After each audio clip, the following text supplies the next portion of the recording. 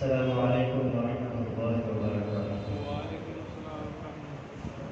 الحمد لله الحمد لله نحمده ونستعينه ونستغفره ونعوذ بالله من شرور أنفسنا ومن سيئات أعمالنا. من يهده الله فلا مضل له ومن يضلل فلا هادي له. أشهد أن لا إله إلا الله وحده لا شريك له وأشهد أن محمدا عبده ورسوله. اللهم صل على محمد وعلى آل محمد كما صليت على إبراهيم وعلى آل إبراهيم إنك حميد مجيد. اللهم بارك على محمد وعلى آل محمد كما باركت على إبراهيم وعلى آل إبراهيم إنك حميد مجيد. أما بعد فإن أحسن الحديث كتاب الله وخير الهدي هدي محمد صلى الله عليه وسلم وشر الأمور محدثاتها وكل محدثة بدعة وكل بدعة ضلالة وكل ضلالة في النار. قال الله تبارك وتعالى في القرآن المجيد والفرقان الحميد: يا أيها الذين آمنوا اتقوا الله حق تقاته ولا تموتن إلا وأنتم مسلمون. يا أيها الناس اتقوا ربكم الذي خلقكم من نفس واحدة وخلق منها زوجها وبث منهما رجالا كثيرا ونساء واتقوا الله الذي تساءلون به والأرحام إن الله كان عليكم رقيبا.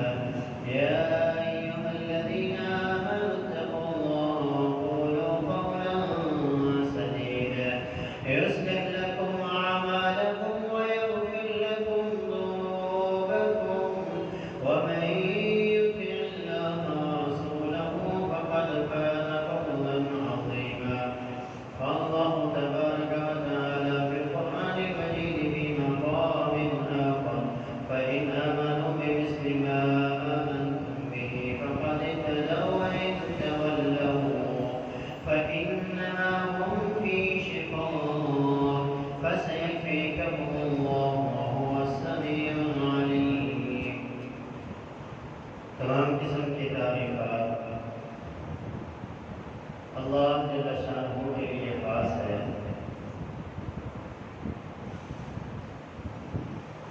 बस अल्लाह के लिए कि जिसकी हर चीज़ मुहताज है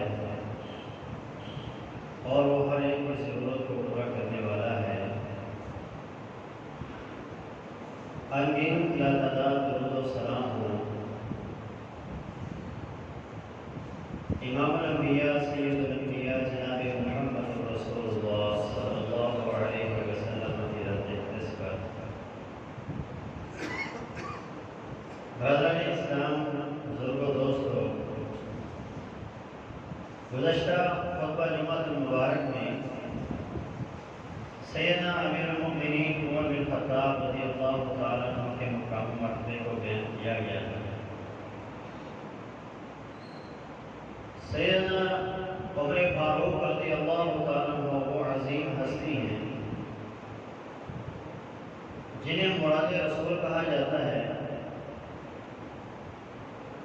और ये वो अज़ीम शख्सियत हैं जिन्हें उस हस्ती ने मांगा कि जिन्हें जद्दुल अंबिया सैयदना इब्राहीम खलीलुल्लाह ने मांगा। मक्का शहर है, बैतुल्लाह की तामीर हुई तो सैयदना इब्राहीम अलैहिस्सलाम ने रब से दुआ की कि अल्लाह इन्हीं लोगों के अंदर एक नबी और रसूल मबूस कर जो इनका तज़किया नफ्स करे, इन्हें किताब व हिकमत की तालीम दे, इनके दिलों को नूरे ईमान से मुज़य्यन कर दे, शिर्क इनके दिलों से निकाल نکال کر ان کے دلوں میں ایمان کی دولت توحید کی دولت کر دے. اللہ تعالیٰ نے حضرت ابراہیم علیہ السلام کی اس دعا کو قبول کیا. تقریباً اس دعا کے 2000 سال بعد سیدنا محمد رسول اللہ صلی اللہ علیہ وسلم کو اللہ نے نبی اور رسول بنا کر مکہ کی بستی کی طرف مبعوث کی. اہل اسلام پر جب ظلم حد سے بڑھ گئے تو پھر اللہ کے رسول صلی اللہ علیہ وسلم نے رب سے عمر مانگا اور کہا اللہم اعز الاسلام بعمر بن الخطاب. اے اللہ اسلام کو عزت عطا فرما عمر بن خطاب کے ذریعے. تو صحابہ کہتے ہیں جس دن سے عمر نے اسلام قبول کیا اس دن سے ہم عزت میں بڑھتے گئے. ہماری عزت بڑی کبھی کم نہیں. اور وہ اسلام جو دار ارقم کے اندر محیط ہو چکا تھا اس کو دار ارقم سے باہر نکال کر بیت اللہ میں لانے والے سیدنا عمر فاروق رضی اللہ عنہ. تو اسلام کو عزت ملی سیدنا عمر بن خطاب رضی اللہ عنہ کے ذریعے. اور یہ اللہ کے رسول صلی اللہ علیہ وسلم کے لیے اللہ کے رسول صلی اللہ علیہ وسلم نے حضرت عمر کے لیے پہلی دعا کی. جب حضرت عمر رضی اللہ عنہ دار ارقم میں اللہ کے رسول کے پاس آئے کسی اور نیت سے، لیکن اللہ کے رسول صلی اللہ علیہ وسلم آگے بڑھے اور آپ نے ان کے سینے پر ہاتھ رکھ کے کہا اللہم اخرج ما فی صدر عمر من غل واغفرہ ایمان. اے اللہ عمر کے دل کے اندر کسی بھی قسم کا کوئی کینہ، کوئی روز، کوئی نفرت، کوئی عداوت ہے، اسلام کے لیے کوئی دشمنی ہے تو اس کو نکال دیں. اس کے دل سے کفر کو نکال کر وہ ابدلہ ایمانا، اس کو ایمان کے اندر کر دے گا. تو سیدنا عمر فاروق نے اس دعا کے فوراً بعد اسلام قبول کر لیا. پھر کئی ایک مقامات میں اللہ کے رسول صلی اللہ علیہ وسلم نے ان کے لیے دعائیں. ایک دفعہ نبی علیہ السلام انہیں یہ دعا دیتے ہیں بشرک اللہ بخیر یا عمر فی الدنیا والآخرہ. اے عمر دنیا آخرت میں اللہ تجھے خیر اور بھلائی کے اوپر زندہ رکھتا ہے. اللہ کی طرف سے تجھے ہدایت، خیر اور بہتری کی مبارک ہو. ایک دعا حضرت عمر کے لیے یہ کی وَيَرْزُقَكَ اللَّهُ قُرَّةَ أَعْيُنٍ فِي الدُّنْيَا وَالْآخِرَةِ. اے عمر اللہ تجھے دنیا اور آخرت میں تیری آنکھوں کو ٹھنڈک کر دے. اللہ تعالیٰ نے ایمان کے نور سے ان کے دلوں کو بھی مزین کیا اور ان کی آنکھوں کو بھی اللہ رب العالمین نے ٹھنڈک پہنچائی. ایک دفعہ حضرت عمر فرماتے ہیں میں نے سفید رنگ کا لباس پہنا، میں اپنے گھر سے باہر نکلا، اللہ کے رسول صلی اللہ علیہ وسلم نے مجھے دیکھا اور کہا البس جدیدا وعش حمیدا ومت شہیدا. اے عمر ساری زندگی اچھے اچھے کپڑے پہنتا رہے، نئے نئے کپڑے پہنتا رہے اور عزت والی تعریف والی زندگی جیتا رہے اور موت آئے تو تجھے شہادت کی موت ہے. ہمیں بھی اس دعا سے یہ سبق ملتا ہے کہ جب کسی بندے کو اچھا لباس پہنتے ہوئے دیکھیں، نئے کپڑے پہنتے ہوئے کسی بندے کو دیکھیں تو اسے یہ دعا دیں کہ جب تک زندہ رہے اچھا لباس پہنتا رہے، جب تک زندگی گزارے بہترین زندگی گزارے اور موت آئے تو ایمان اور شہادت کی موت دلانے سے. تو حضرت عمر رضی اللہ تعالیٰ عنہ نے جب یہ الفاظ اللہ کے رسول کی زبان سے سنے تو پھر شہادت کی دعا کیا کرتے اللہم ارزقنی شہادتا فی سبیلک واجعل موتی فی بلد رسولک. اے اللہ مجھے موت بھی آئے، شہادت بھی آئے اور تیرے نبی اور تیرے رسول کی شہادت بھی آئے. اور آپ کی دعا کو اللہ نے قبول کیا. تو آپ کو ذی الحج کی 26 یا 27 تاریخ کو جب زخمی کیا گیا تو اللہ تعالیٰ نے آپ کی اس دعا کو قبول کیا اور مدینہ الرسول میں مسجد رسول میں آپ پر حملہ ہوا اور آپ نے جامع شہادت نوش کی. یہ حضرت عمر رضی اللہ عنہ کہ جن کے لیے اللہ کے رسول نے کثرت سے دعائیں کی اور یہ بھی حضرت عمر کو مقام حاصل ہے. کسی اور صحابی کے حصے میں یہ مقام حاصل، یہ مقام اسے نصیب نہیں ہوا. کہ اس سے اللہ کے رسول نے کہا ہو کہ مجھے اپنی دعاؤں میں یاد رکھا۔ ہر ایک کے لیے اللہ کے رسول دعا کرتے تھے، لیکن عمر فاروق کو واحد ہستی ہیں کہ جنہیں اللہ کے رسول نے اس وقت کہا جب آپ عمرے پر جا رہے تھے تو آپ سے کہا لا تنسانا من دعائک یا عمر، اے عمر اپنی دعاؤں میں ہمیں کبھی بھلانا مت، ہر دعا میں ہمیں بھی یاد رکھنا۔ یہ واحد ہستی حضرت عمر ہے جن سے اللہ کے نبی نے اپنے لیے دعا کروا۔ تو یہ حضرت عمر فاروق رضی اللہ عنہ ہیں کہ جن کے لیے نبی علیہ السلام نے کثرت سے دعائیں کی۔ اللہ تعالیٰ نے آپ کو بے شمار خصائل اور خوبیوں سے نوازا ہے۔ آپ کی بے شمار خوبیاں ہیں جن میں سے ایک خوبی عاجزی ہے۔ آپ کو اللہ تعالیٰ نے پہلا مسلمانوں کا خلیفہ بنایا جس نے وسیع اسلامی سلطنت کے اوپر حکومت کی، اور آپ کی حکومت 22 لاکھ مربع میل کے اوپر بہت بڑی، گویا کہ آپ اس طرح کہہ رہے ہیں کہ آدھی دنیا کے اوپر اس وقت حکومت کرنے والے عمر فاروق رضی اللہ عنہ۔ لیکن کبھی دل میں تکبر نہیں آیا، کبھی اپنے آپ کو بڑا نہیں سمجھا، ہمیشہ عاجزی کے ساتھ زندگی گزاری ہے۔ باوجود طاقت ہونے کے، باوجود مال و دولت کے ہونے کے، باوجود مسلمانوں کے خلیفہ ہونے کے، کبھی کسی کے ساتھ ظلم و زیادتی نہیں کی، اور اپنے اختیارات کا ناجائز فائدہ کبھی نہیں اٹھایا، ہمیشہ عاجزی کے ساتھ زندگی گزاری۔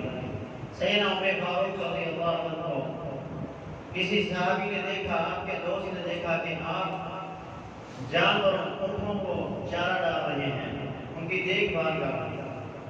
امیر المومنین، آپ کی یہ شیان شان نہیں ہے کہ آپ جانوروں کو چارہ ڈالیں، آپ کو اللہ نے مسلمانوں کا حکمران بنایا ہے۔ تو آپ نے کہا آج میرے پاس چند قبائل آئے اور انہوں نے اپنی ضرورتیں میرے سامنے رکھی، اور اس وقت میرے دل میں پیدا ہوا، میں نے اپنے آپ کو بڑا سمجھا۔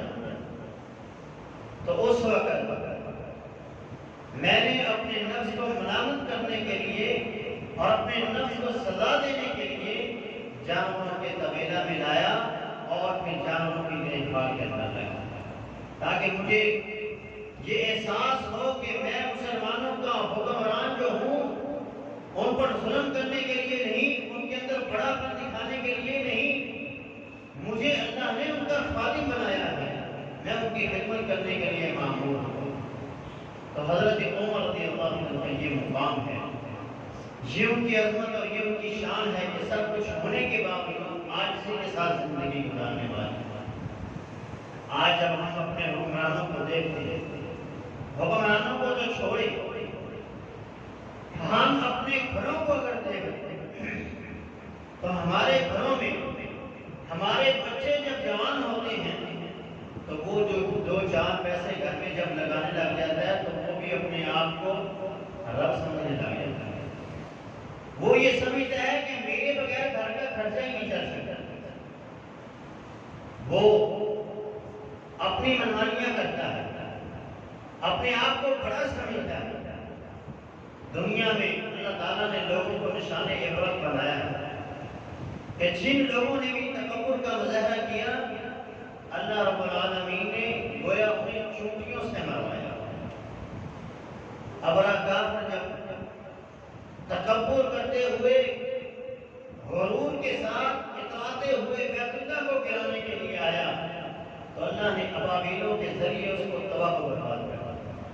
ابابیل اور ہاتھی اور انسانوں کا کیا مقام ہے، لیکن جب اللہ بندے کے غرور کو توڑنے پہ آتا ہے تو پھر اسی طرح توڑے۔ ہم اپنی تاریخ کو دیکھ لیتے ہیں، یہ تو پرانی بات ہے، نہتے افغانیوں کے سامنے دنیا کی سپر پاور امریکہ گھٹنے دیکھنے پہ مجبور ہوتے ہیں، اور یہاں سے دم دباتے ہوئے بھاگ گیا۔ ہم اپنے ملک کو جب دیکھتے ہیں تو میں کرنے والے آج موت کو ترس رہے ہیں، لیکن میں موت نہیں آتی۔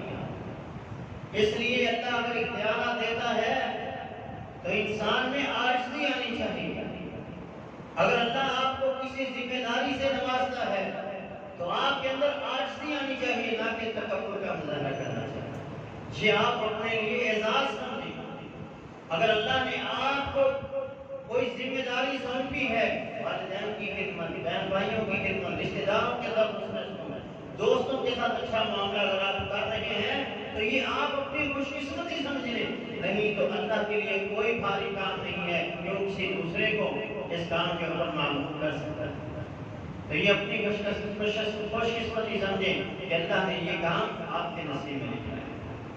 آج سے کس قدر ہے، بڑا مشہور واقعہ ہے کہ جب روم کے 2 سفیر مدینہ میں آئے امیر المومنین سے ملاقات کرنے کے لیے، تو سیدنا امیر المومنین کے محل کے بارے میں پوچھ رہے ہیں کہ مسلمانوں کے حکمران کا جو گھر ہے وہ کہاں ہے، اس کا جو محل ہے وہ کہاں ہے؟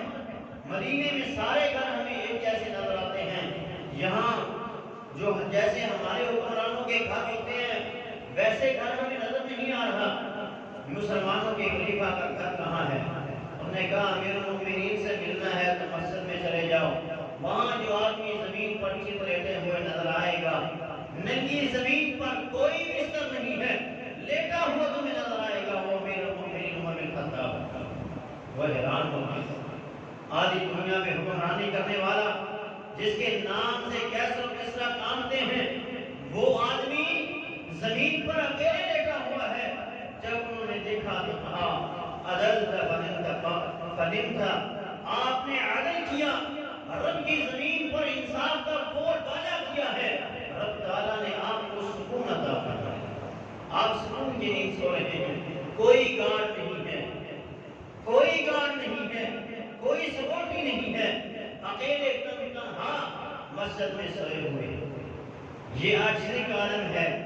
فلسطین کے عیسائیوں نے جب مسلمانوں کے حکمران امیر المومنین سے ملنا چاہا کہ آپ کا خلیفہ، آپ کا مسلمانوں کا امیر ہمارے پاس آئے، اگر ہم نے وہ نشانیاں جو تورات کے اندر لکھی ہوئی پائی ہیں وہ آپ کے امیر المومنین میں پائی گئی تو بغیر لڑائی کے فلسطین ہم تمہارے حوالے کریں۔ سیدنا امیر المومنین مدینہ سے نکلتے ہیں، جو لباس زیب تن کیا ہوا ہے، مورخین لکھتے ہیں 18 جگہ سے پھٹا ہوا تھا اور 18 جگہ سے وہ سلائی کیا ہوا تھا، جسے ہم کہتے ہیں 18 پیوند لگے ہوئے تھے، وہ لباس پہنے ہوئے مدینہ سے نکلے۔ سیدہ عائشہ رضی اللہ عنہا کو جب معلوم ہوا تو انہوں نے ایک جبہ، ایک قمیص، ایک کرتا آپ کی طرف بھیجا، کہا آپ دنیا کی سپر پاور کی طرف جا رہے ہیں، عظیم شہنشاہ لوگوں کی طرف جا رہے ہیں، اور آپ کا لباس اتنا سادہ نہیں ہونا چاہیے، کم از کم اچھا لباس ہی پہن کے جائیے، نیا لباس تو پہن کے جائیے۔ سیدہ عائشہ ماں جی کا حکم تھا، آپ نے زیب تن کر لیا، لیکن جب مدینہ سے دور گئے تو وہ لباس اتار دیا، کہا مجھے یہ لباس پہنے ہوئے شرم محسوس ہو رہی ہے، میں اپنے لباس کے اندر ہی وہاں جاؤں۔ ایک سواری، ایک غلام اور ایک آپ خود ہیں، سفر پہ جب نکلے تو اب سواری ایک تھی تو منزلیں طے کر لی گئی کہ 5 کلومیٹر، 10 میل، 15 میل، 20 میل میں پیدل چلوں گا اور آپ سواری کریں، اور پھر میں سوار ہو جاؤں گا، آپ پیدل چلو گے۔ اب یہ غلام اور آقا، عام غلام اور مسلمانوں کا حکمران، آدھی دنیا کا حکمران باری طے کر کے جا رہا ہے، اور پھر چلتے گئے، رستے میں جوتا ٹوٹ گیا، امیر المومنین نے اپنا جوتا ہاتھ میں پکڑا ہوا ہے اور فلسطین میں داخل ہونے والے ہیں، تو غلام اسلم کہتا ہے اے امیر المومنین آپ یہاں پہ رک جائیے، آپ سوار ہو جائیے، میں ہی آگے پیدل چلوں گا۔ فرمایا نہیں، یہ انصاف نہیں ہے، اب باری تیری ہے، سوار ہوگا۔ وہ سوار ہو گیا اور مالک مختار حکمران گھوڑی کی اونٹنی کی لگام کو تھامے ہوئے فلسطین میں داخل ہو رہا ہے۔ انہوں نے جب یہ نشانیاں دیکھی کہ جوتا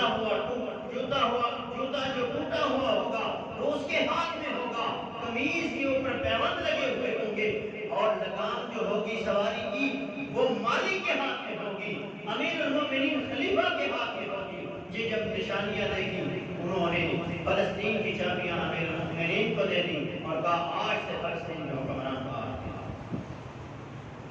تو یہ آج سے کا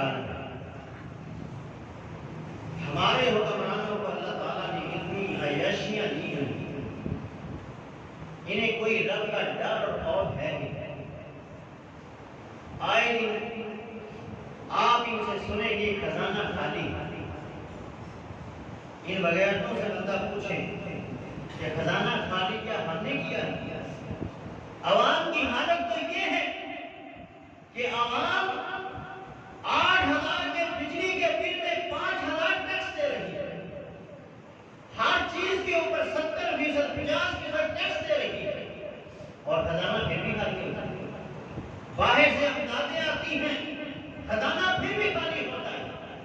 خزانے کو خالی کرنے والا کیا ہم ہیں یا آپ ہیں؟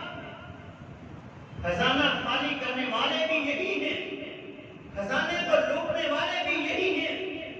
آپ ایک ایک حکمران کی سکیورٹی کو دیکھیں، 28، 30، 35 گاڑیاں، اور ایک ایک گاڑی کی مالیت 5 سے 6 کروڑ، اس سے بھی کئی زیادہ مہنگی ہے۔ اتنی مہنگی گاڑیاں ہیں، اور پھر ان گاڑیوں کے اندر لاکھوں کا روزانہ پیٹرول ڈلتا ہے، اور لاکھوں روپے ان کی سکیورٹی کے لیے جو گارڈ ہے انہیں کیا جاتا ہے، اور پھر ان کے کپڑوں کی جب باری آتی ہے تو وہ اربوں خربوں ڈالروں کے اندر چلے جاتے ہیں، روپیوں کے اندر بھی نہیں بلکہ ڈالروں میں جاتے ہیں۔ تو یہ سارے کے سارے نام عمر فاروق کا لیتے ہیں، لیکن سیرت میں زیرو ہیں، ان کی سیرت کو اپنانے کی طرف نہیں آتے، بلکہ عمر بن خطاب رضی اللہ عنہ کی جیسے ہیں، لیکن فرعون سے بھی بدتر ہیں، اور رب کے باغیوں اور سرکشوں سے بھی بدتر ہیں۔ دعوے بڑے بڑے ہیں، لیکن سیرت اور کردار میں یہ لوگ زیرو ہیں۔ ان کی عیاشیاں آسمان کو چھوتی ہیں۔ ان سب کے ساتھ یہی کرنا چاہیے، ان سب کی پراپرٹیوں کو اور ان کی جائیدادوں کو ضبط کر لینا چاہیے، اور جو خزانے انہوں نے خالی کیے ہیں وہ خزانے بھر کے جو باقی بچتا ہے جس حساب سے اتنے ان کو دے دینا چاہیے۔ یہ انصاف ہے، کیونکہ خزانہ عوام نے خالی نہیں کیا، انہوں نے خالی کیا، اور یہ باریاں لگائے بیٹھے ہیں۔ اب نواز شریف کی باری ہے تو پھر زرداری کی ہوگی، پھر عمران خان کی ہوگی، یہ ایسے ہی ہمیں الو بناتے رہتے ہیں اور پھر اپنے کام سیدھے کرتے رہتے ہیں۔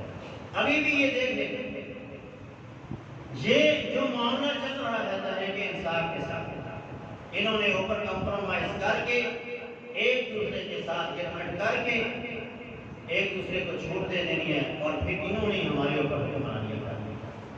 اللہ تعالیٰ ہمارے ان حکمرانوں کو جنہوں نے ملک کا خزانہ لوٹا ہے، اللہ ان کی نسلوں کو بھی تباہ کروا دے۔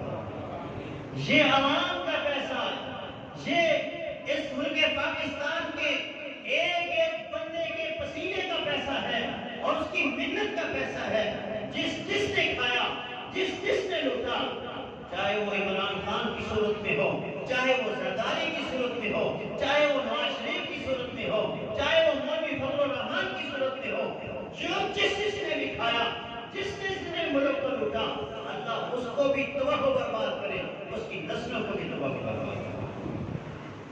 سیدنا امیر المؤمنین عمر بن خطاب رضی اللہ عنہ انتہائی عاجزی کرنے والے تھے، اللہ کے عاجز بندے تھے، کبھی تکبر کا مظاہرہ نہیں کیا، کبھی اپنے آپ کو بڑا نہیں سمجھا۔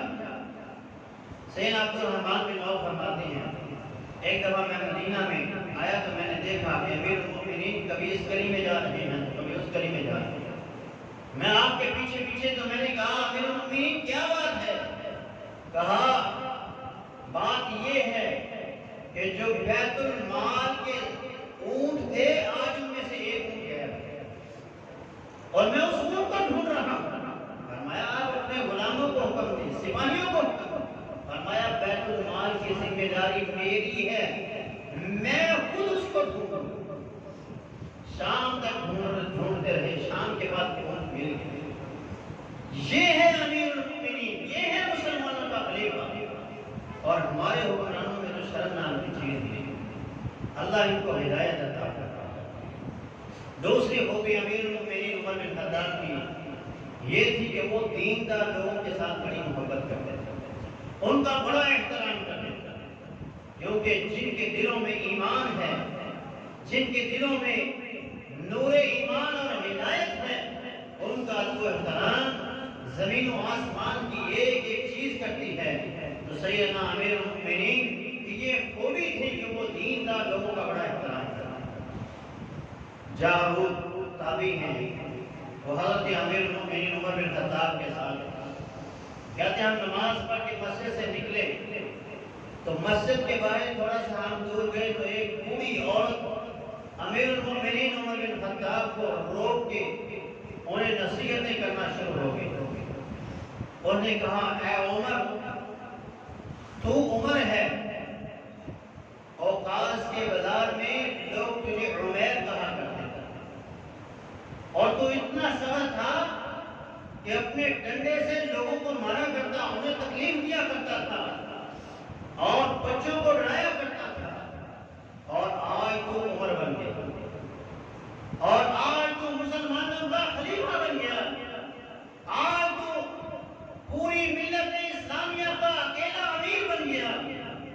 اب تجھے رب سے ڈرنا ہے، اپنی رعایت کے بارے میں اپنے رب کے سامنے حساب دینے کا تجھے ڈر ہونا چاہیے۔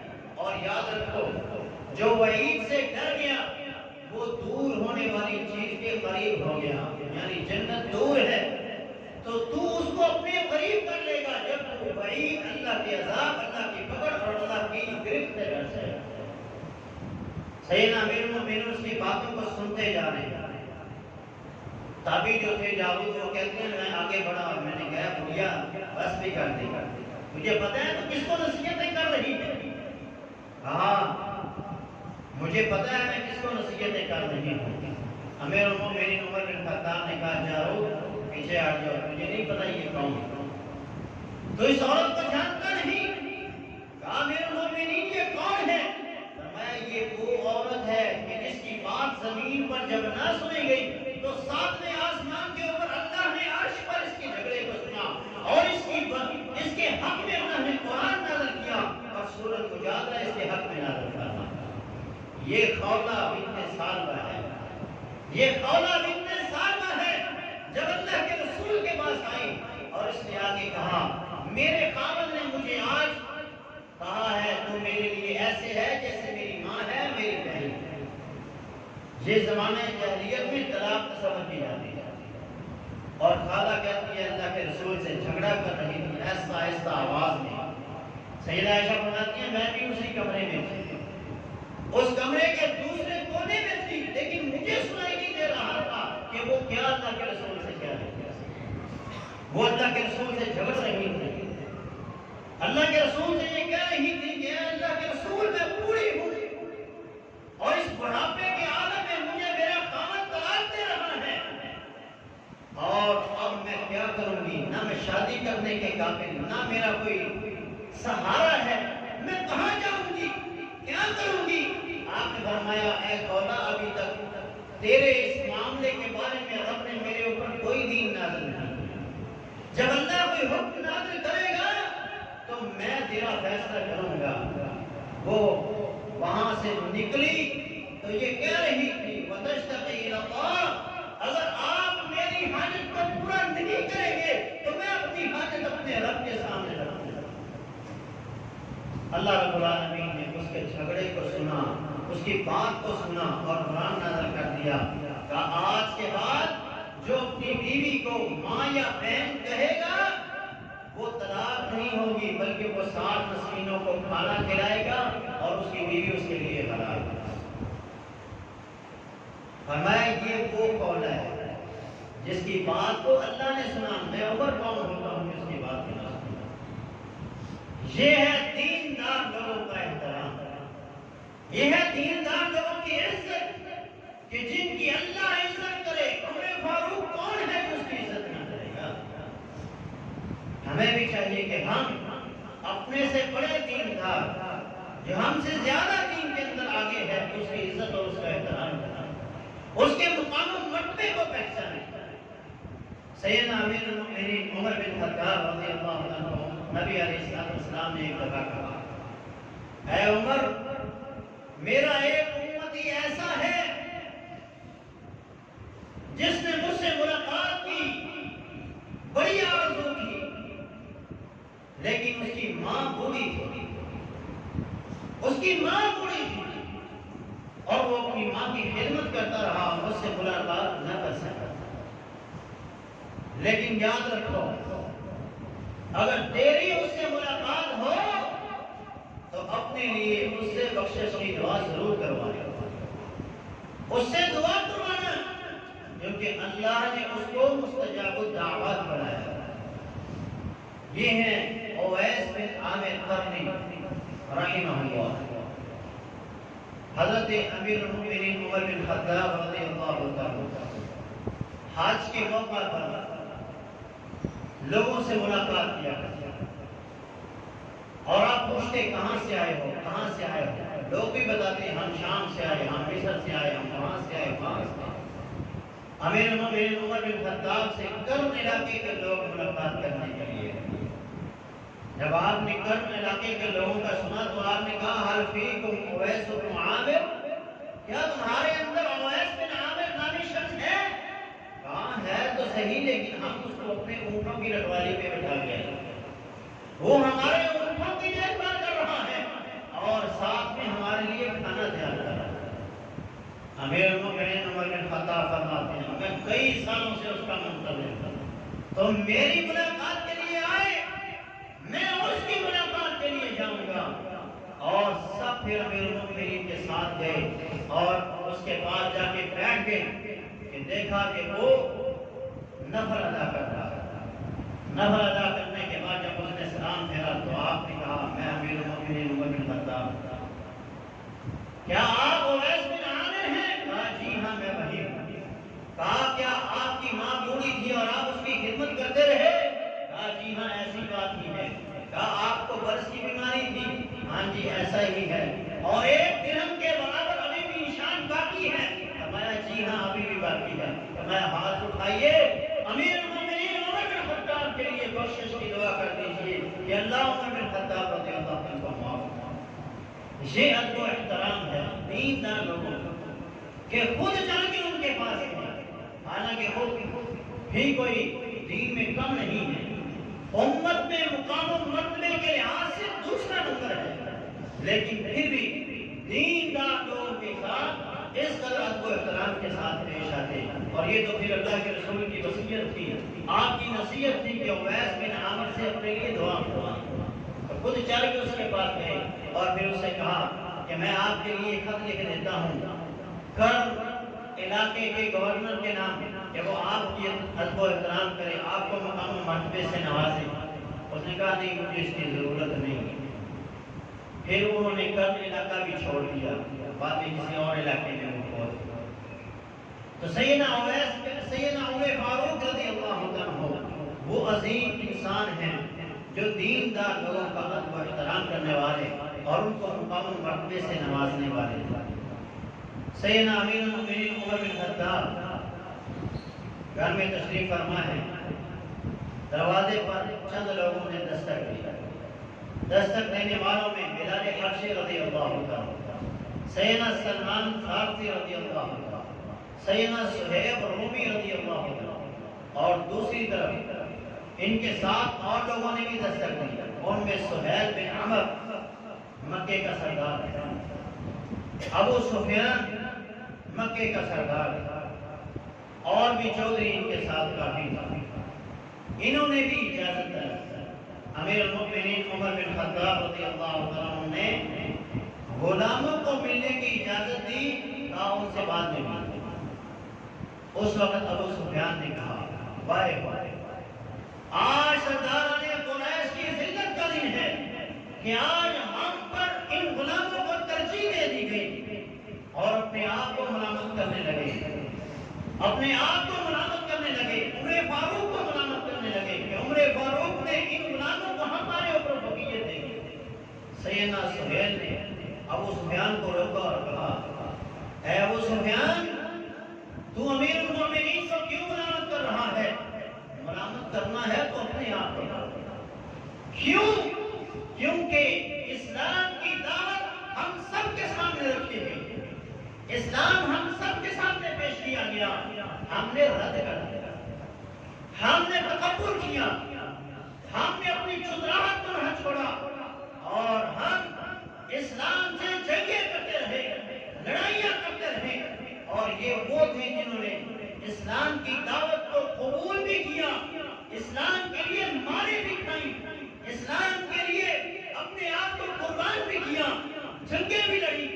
تو پھر مقام و مرتبہ تو ان کا زیادہ ہوگا، عمر فاروق تو پھر ان کو عزت دیں گے، کیوں نہ ان کو عزت دیں گے۔ اور پھر ابو سفیان سے کہا، ابو سفیان یہ تو دنیا ہے، تو قیامت کے دن کو دیکھ کہ جب ان کو 500 سال پہلے جنت میں داخل کیا جائے گا اور ہم سرداروں کو، امیروں کو، حکمرانوں کو ان کے 500 سال بعد جنت میں داخل کیا جائے گا، اس دن کو بھی دیکھو کہ اس دن کیا عالم ہوگا۔ آج تو تجھے ذلت محسوس ہو رہی ہے، ندامت محسوس ہو رہی ہے، اس دن کو بھی دیکھو کہ اس دن کیا کرتے ہیں۔ حضرت علی رضی اللہ عنہ ادب و احترام کتنا کیا کرتے ہیں۔ سیدنا علی رضی اللہ عنہ کے خلاف ایک مقدمہ آیا، سننے والے امیر المؤمنین عمر بن خطاب ہیں۔ آپ نے جب کیس سننا شروع کیا تو آپ نے حضرت علی کو ابو الحسن کہہ کر پکارا کہ ابو الحسن یہاں تشریف لائیے۔ اور جو آپ کا مخالف فریق تھا جس نے مقدمہ دائر کیا تھا، اس کا نام لے کر آپ نے کہا فلاں بندے ادھر آ کے مقدمہ سنا گیا، مقدمہ مخالف کے حق میں آیا، فیصلہ جو تھا حضرت علی کے مخالف دیا۔ حضرت علی نے جب مقدمہ سنا، فیصلہ سنا تو آپ تھوڑے سے آپ کے چہرے سے پہچانا گیا کہ آپ ناراض ہیں۔ جب لوگ جا رہے تھے تو آپ نے حضرت علی سے بولا، حضرت علی کو بلایا اور کہا علی کیا بات ہے؟ آپ لگتا ہے فیصلے سے ناراض ہیں، فیصلہ آپ کے مخالف آیا۔ آپ فیصلے سے ناراض نہیں، فیصلہ تو آپ نے انصاف کے ترازو میں پورا تولا، کسی طرف جھکاؤ نہیں کیا، پورے انصاف کے ساتھ فیصلہ کیا ہے۔ ناراض اس بات پہ ہوں کہ آپ نے جب مقدمے کے لیے مجھے بلایا اور میرے مخالف کو بلایا تو آپ نے انصاف نہیں کیا۔ کہا کیا انصاف نہیں کیا؟ کہا مجھے نیت کے ساتھ مخاطب کیا، میرے مخالف کا نام لے کر مخاطب کیا، یہاں آپ نے انصاف نہیں کیا۔ آپ آگے بڑھتے اور حضرت علی کے ماتھے پر بوسہ دیتے اور کہتے ہیں لا ابقانی اللہ ارضا لیس فیہا ابو الحسن، اے اللہ مجھے اس زمین پر زندہ ہی نہ رکھنا جس زمین پر ابو الحسن تھا۔ یہ محبت تھی، یہ احترام تھا سیدنا علی رضی اللہ عنہ۔ اسی طرح ہر دیندار آدمی کا حضرت عمر احترام کرنے والے تھے، ہر ایک کو عزت اور مقام دیا کرتے تھے، جس عزت کے وہ لائق ہوتا اس عزت سے اسے نوازا کرتے تھے۔ تو ہمیں بھی چاہیے کہ جو ہم میں دین سے آگے ہیں، جو ہم میں دیندار لوگ زیادہ دیندار ہیں، ان کی عزت کریں، ان کا احترام کریں، ان کو مقام و مرتبے سے نوازیں۔ یہ سیرت ہے حضرت عمر رضی اللہ عنہ کی، اور آپ کی سیرت کو اپنانا اور صحابہ کی سیرت کو اپنانا، ان جیسا بننے والا بندہ ہدایت یافتہ تصور کیا جائے گا، ایمان والا تصور کیا جائے گا، اور جو ان کی سیرت سے ہٹ کے زندگی گزارے گا وہ ایمان والا تصور نہیں کیا جائے گا۔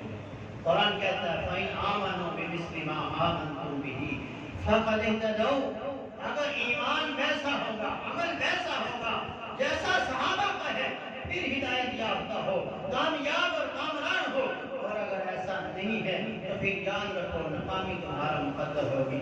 اللہ تعالیٰ سے دعا ہے کہ وہ ہمیں دین حق کے اوپر زندہ رکھے، صحابہ کے نقش قدم پر چلنے والا بنائے، اور صحابہ جیسی سیرت اور ان جیسا کردار اپنانے کے اللہ ہمیں توفیق عطا فرمائے۔